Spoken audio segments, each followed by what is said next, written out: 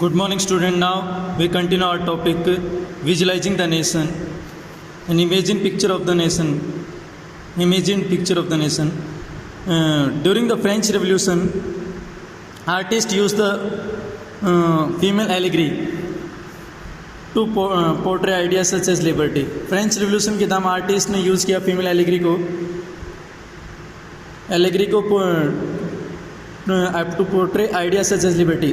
उन्होंने female allegory का use किया लिबर्टी, जस्टिस और रिपब्लिक जैसे विचारों को दिखाने के लिए. These ideals were represented through specific objects और सिंबल्स. इस तरह के आदर्शों को या विशिष्ट ऑब्जेक्ट या सिंबल्स के द्वारा रिप्रेजेंट किया गया. As you would remember the attributes of liberty.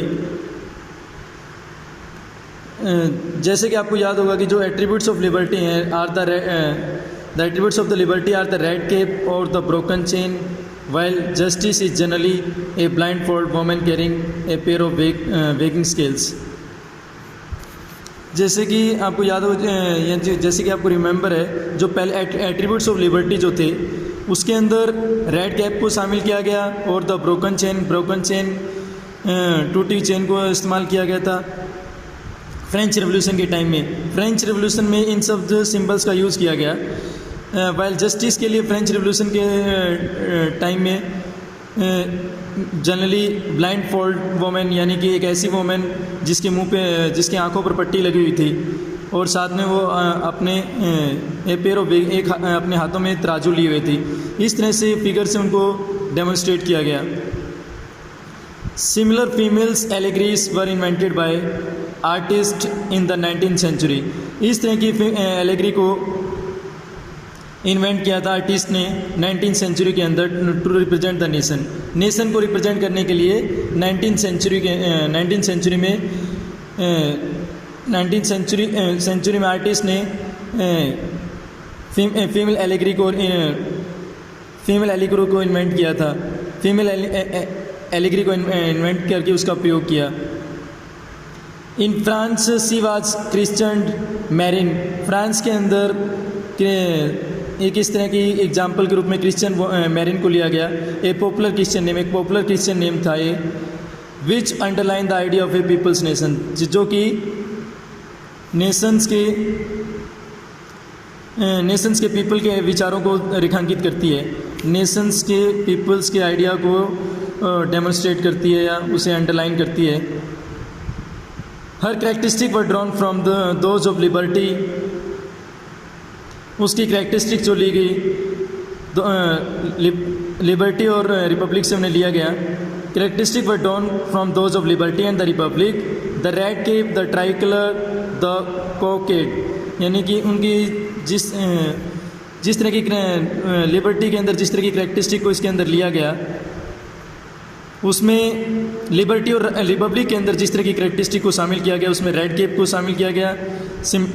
Red cap, tricolour और कोकेड यानी कि लाल टोपी और तिरंगे को और साथ में कोकेड यानी कि कलगी जिसको बोलते हैं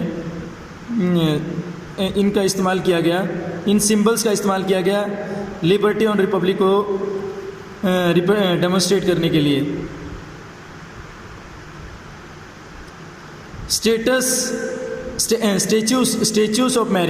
statues of marine were erected in public squares to remind the public of the national symbols of unity. Marine के स्टैचूज़ को खड़ा किया गया पब्लिक स्क्वायर्स के अंदर यानी कि सार्वजनिक चौक जो होते हैं वहाँ पर इनको इस्टेब्लिश किया गया ताकि लोगों को नेशनल सिंबल ऑफ यूनिटी को याद करवाया जा सके. साथ में and to persuade them to identify with it. और साथ में वो उनके प्रति कुछ स्नेह रख सकें यानी कि कुछ अपना अच्छे विचार उनके प्रति रख सकें.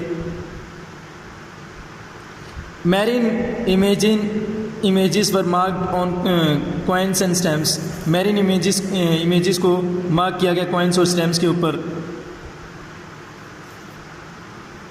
Similarly Germania became the allegory of the German nation. इसी तरह जो जर्मेनिया थी वो भी जर्मन नेसी उन्हें भी जर्मन नेसी की नेशन की एलेगरी के रूप में डेमोन्स्ट्रेट किया गया। एलेगरी जैसे कि मैंने आपको प्रीवियस क्लास में एक्सप्लेन किया था, यानी कि एक एब्स्ट्रैक्ट आइडिया था, यानी कि एक एब्स्ट्रैक्ट आइडिया था जिसको एक व्यक्ति, एक पर्सन और थिंग के द्वारा डेमोन्स्ट्रेट किया गया था, या एक पर्सन और व्यक्ति के द्वारा एक्सप्रेस किया गया था। ठीक है, यानी कि एक इस तरह के विचार थे जिसमें कि इंस्टेंस ग्रीड यानी कि घृणा विचार, ईसरिया जिसके प्रति रखते हैं, और इनवे और फ्रीडम।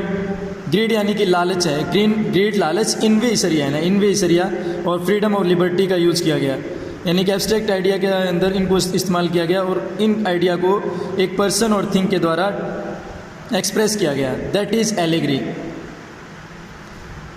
देन जर्मेनिया जो थी उनको जर्मन नेशन की एलेगरी के रूप में दिखाया गया। साथ में in visual representation Germania wears a crown of ऑकलिक्स।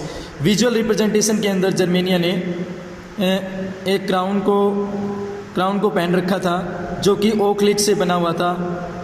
ओकलिक्स as the German oak stand for heroism. यहाँ पर जर्मन ओक का यूज़ किया गया है हीरोइज्म को डेमोन्स्ट्रेट करने के लिए, यानी कि वीरता को दिखाने के लिए इसका यूज़ किया गया। Now we continue.